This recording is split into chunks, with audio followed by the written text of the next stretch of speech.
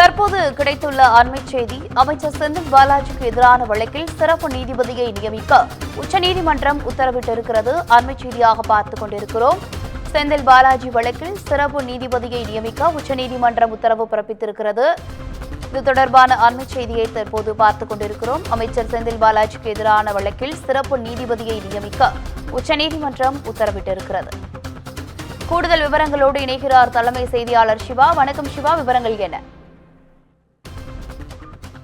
செந்தில் பாலாஜி போக்குவரத்து துறையில் வேலை வாங்கி தருவதாக மோசடியில் ஈடுபட்டதாக தொடரப்பட்ட வழக்கில் நிபந்தனை ஜாமீன் வழங்கப்பட்டு தற்போது அவர் விடுதலையாகி இருக்கக்கூடிய ஒரு நிலையில அவருடைய வழக்குகள் என்பது தொடர்ந்து விசாரணையில் தான் இருக்கிறது. இந்த நிலையில எம்பி எம்எல்ஏக்கள் மீதான குற்றங்களை விசாரிக்கக்கூடிய அவர்கள் மீது பதிவு செய்யப்பட்டிருக்கக்கூடிய வழக்குகளை விசாரிக்கக்கூடிய சிறப்பு நீதிமன்றம் இன்று உச்சநீதிமன்றத்தில் ஒரு கருத்தினை ஒரு அறிக்கையினை அளித்திருக்கிறது. ஏற்கனவே எம்பி எம்எல்ஏக்கள் மீதான வழக்குகளை விசாரித்து வரக்கூடிய முதன்மை அமர்வு நீதிமன்றத்துல போதிய அளவு நீதிபதிகள் இல்லாத ஒரு நிலையில் அதிக அளவிலான வழக்குகள் விசாரணை மேற்கொள்ள வேண்டிய ஒரு நிலையில செந்தில் பாலாஜி வழக்குகளை உடனடியாக விசாரணை செய்வதற்கு ஒரு போதிய கால அவகாசம் இல்லாத ஒரு நிலை இருக்கிறது. எனவே கூடுதலாக ஒரு நீதிபதியை நியமிக்க வேண்டும். செந்தில் பாலாஜி வழக்குகள் ஒட்டுமொத்தமாக 23க்கும் மேற்பட்ட வழக்குகள் இருக்கக்கூடிய ஒரு காரணத்தினால அவர் தொடர்பான வழக்குகளை விசாரிப்பதற்காக ஒரு சிறப்பு நீதிபதியை நியமிக்க வேண்டும் என்று தற்போது உச்சநீதிமன்றம் இந்த உத்தரவை பிறப்பித்திருக்கிறது.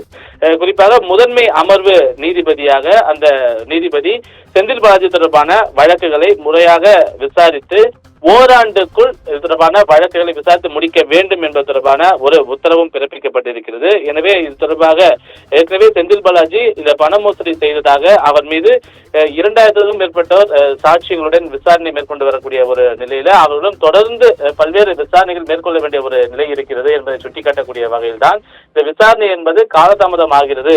இது அதுவரை அவரை சிறையில் வைத்திருக்க முடியாது என்பதை சுட்டிக்காட்டிதான் உச்சநீதிமன்றம் அவருக்கான இந்த நிபந்தனை ஜாமீனை வழங்கியிருந்தது. அந்த நிபந்தனை ஜாமீன் அடிப்படையிலேயே திங்கள் வெள்ளி ஆகிய இந்த 2 நாட்கள்ல அவர் கையெழுத்திட வேண்டும் என்ற ஒரு உத்தரவும் அந்த நிபந்தனையால் விதிக்கப்பட்டிருந்தது. எனவே இந்த வழக்கை பொறுத்தவரை ஒரு விரைவான விசாரணை வேண்டும் என்று ஏற்கனவே உச்சநீதிமன்றம் தெரிவித்ததனுடைய அடிப்படையிலேயே தற்போது எம்பி எம்எல்ஏக்கள் வழக்கை விசாரிக்கக்கூடிய நீதிமன்றத்தில் போதிய அளவு நீதிபதிகள் இல்லை.